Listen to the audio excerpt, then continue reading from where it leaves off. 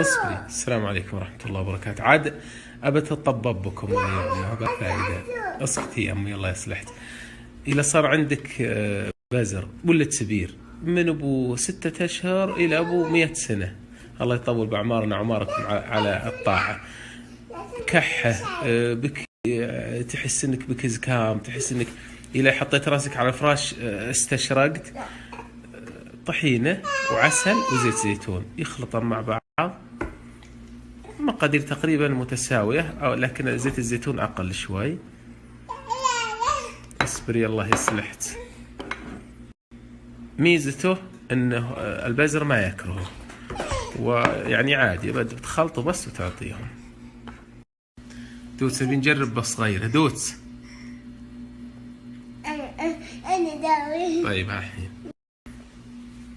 طبعا هذا وقته الحين مع البراد اصفري يسمونه، دخلة الوسم، وابد ملعقتين 3 وباذن الله تنام ما بهلا العافية.